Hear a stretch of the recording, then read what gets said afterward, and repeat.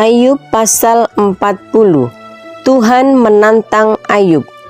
Maka dari dalam badai Tuhan menjawab Ayub. Ayat 2. Bersiaplah engkau sebagai laki-laki, aku akan menanyai engkau dan engkau memberitahu aku. Ayat 3.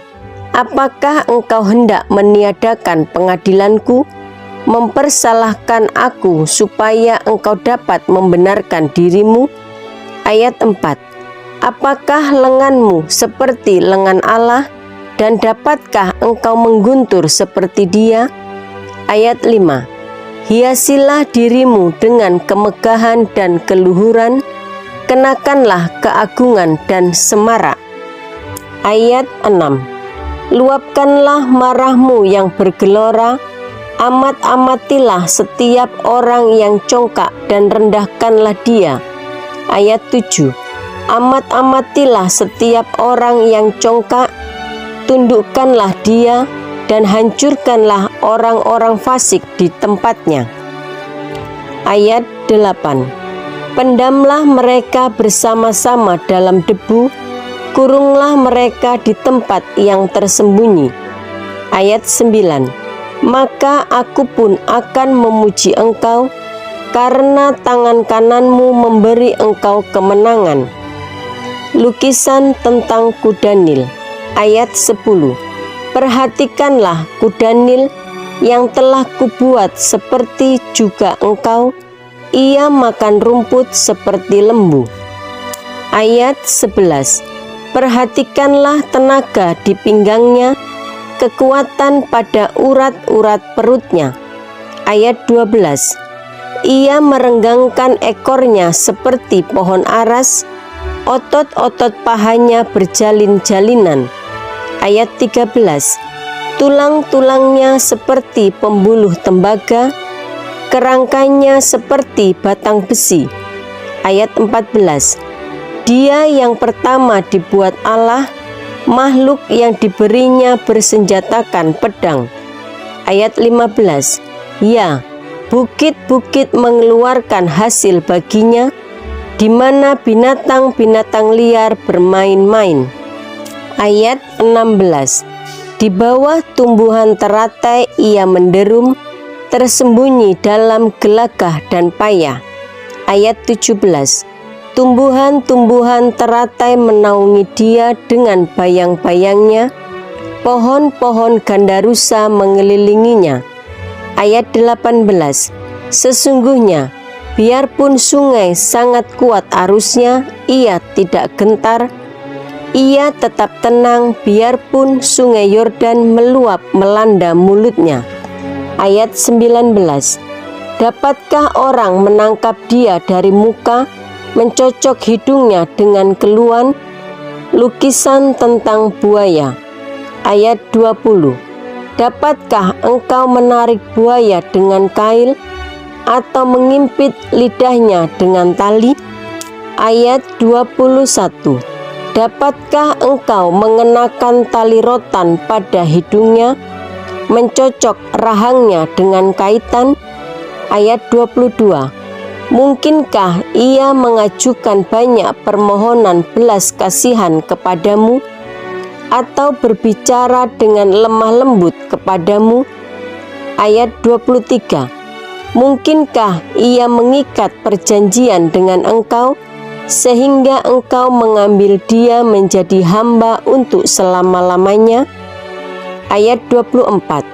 Dapatkah engkau bermain-main dengan dia seperti dengan burung, dan mengikat dia untuk anak-anakmu perempuan? Ayat 25. Mungkinkah kawan-kawan nelayan memperdagangkan dia, atau membagi-bagikan dia di antara pedagang-pedagang? Ayat 26. Dapatkah engkau menusuki kulitnya dengan serampang, dan kepalanya dengan tempuling? Ayat 27. Letakkanlah tanganmu ke atasnya, ingatlah pertarungannya, engkau takkan melakukannya lagi. Ayat 28. Sesungguhnya harapanmu hampa, Baru saja melihat dia, orang sudah terbanting. Ayub pasal 41. Orang yang nekat pun takkan berani membangkitkan marahnya. Siapakah yang dapat bertahan di hadapan aku? Ayat 2. Siapakah yang menghadapi aku yang kubiarkan tetap selamat? Apa yang ada di seluruh kolong langit adalah kepunyaanku. Ayat 3. Aku tidak akan berdiam diri tentang anggota-anggota badannya, tentang keperkasaannya dan perawakannya yang tampan. Ayat 4. Siapakah dapat menyingkapkan pakaian luarnya, baju sirahnya yang berlapis dua, siapakah dapat menembusnya? Ayat 5. Siapa dapat membuka pintu moncongnya? Di sekeliling giginya ada kengerian. Ayat 6. Punggungnya adalah perisai-perisai yang tersusun, terlekat rapat seperti metrai. Ayat 7. Rapat hubungannya yang satu dengan yang lain, sehingga angin tidak dapat masuk. Ayat 8. Yang satu melekat pada yang lain, bertautan tak terceraikan lagi. Ayat 9. Bersinnya menyinarkan cahaya, matanya laksana merekahnya fajar. Ayat 10. Dari dalam mulutnya keluar suluh dan berpancaran bunga api. Ayat 11. Dari dalam lubang hidungnya mengepul uap, bagaikan dari dalam belanga yang mendidih dan menggelegak isinya. Ayat 12. Nafasnya menyalakan bara, dan nyala api keluar dari dalam mulutnya. Ayat 13. Di dalam tengkuknya ada kekuatan, ketakutan berlompatan di hadapannya. Ayat 14. Daging gelambirnya berlekatan, melekat padanya tidak tergerak. Ayat 15. Hatinya keras seperti batu kilangan bawah. Ayat 16. Bila ia bangkit, maka semua yang berkuasa menjadi gentar, menjadi bingung karena ketakutan. Ayat 17. Bila ia diserang dengan pedang, ia tidak mempan. Demikian juga dengan tombak, seligi atau lembing. Ayat 18. Besi dirasanya seperti jerami, tembaga seperti kayu lapuk. Ayat 19. Anak panah tidak dapat menghalau dia, batu umban seolah-olah berubah padanya menjadi jerami. Ayat 20. Gada dianggapnya jerami, dan ia menertawakan desingan lembing. Ayat 21. Pada bagian bawahnya ada tembikar yang runcing, ia membujur di atas lumpur seperti pengeretan pengirik. Ayat 22. Lubuk dibuatnya berbual-bual seperti periuk, laut dijadikannya tempat memasak campuran rempah-rempah. Ayat 22. Ia meninggalkan jejak yang bercahaya, sehingga samudra raya disangka orang rambut putih. Ayat 24. Tidak ada taranya di atas bumi, itulah makhluk yang tidak mengenal takut. Ayat 25. Segala yang tinggi takut kepadanya, ia adalah raja atas segala binatang yang ganas. Ayub pasal 42. Ayub mencabut perkataannya dan menyesalkan diri. Maka jawab Ayub kepada Tuhan. Ayat 2. Aku tahu bahwa Engkau sanggup melakukan segala sesuatu, dan tidak ada rencanamu yang gagal. Ayat 3. Firman-Mu, siapakah dia yang menyelubungi keputusan tanpa pengetahuan? Itulah sebabnya tanpa pengertian aku telah bercerita tentang hal-hal yang sangat ajaib bagiku dan yang tidak ku ketahui. Ayat 4. firman-Mu, dengarlah, maka akulah yang akan berfirman. Aku akan menanyai Engkau supaya Engkau memberitahu aku. Ayat 5. Hanya dari kata orang saja aku mendengar tentang Engkau, tetapi sekarang mataku sendiri memandang Engkau. Ayat 6. Oleh sebab itu aku mencabut perkataanku, dan dengan menyesal aku duduk dalam debu dan abu. Keadaan Ayub dipulihkan. Ayat 7. Setelah Tuhan mengucapkan firman itu kepada Ayub, maka firman Tuhan kepada Elifas orang Teman, murkaku menyala terhadap engkau dan terhadap kedua sahabatmu, karena kamu tidak berkata benar tentang aku seperti hambaku Ayub. Ayat 8.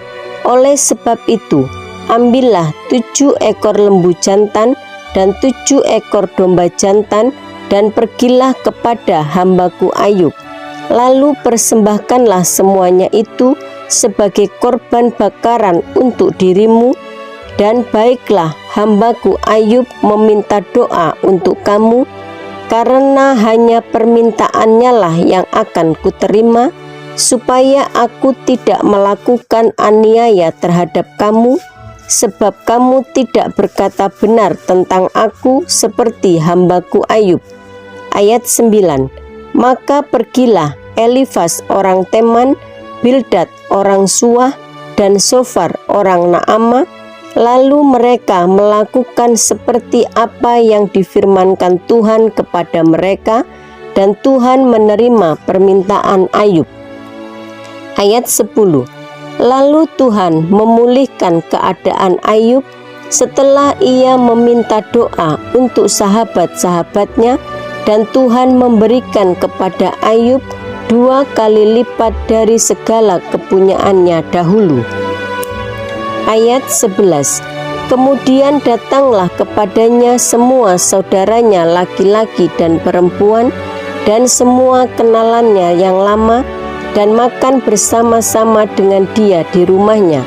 Mereka menyatakan turut berduka cita dan menghibur dia oleh karena segala malapetaka yang telah ditimpakan Tuhan kepadanya, dan mereka masing-masing memberi dia uang 1 kesita dan sebuah cincin emas. Ayat 12. Tuhan memberkati Ayub dalam hidupnya yang selanjutnya lebih daripada dalam hidupnya yang dahulu.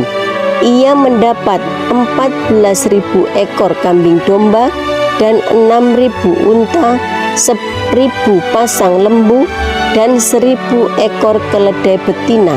Ayat 13. Ia juga mendapat 7 orang anak laki-laki dan 3 orang anak perempuan. Ayat 14. Dan anak perempuan yang pertama diberinya nama Yemima, yang kedua Kesia, dan yang ketiga Keren-Hapuk.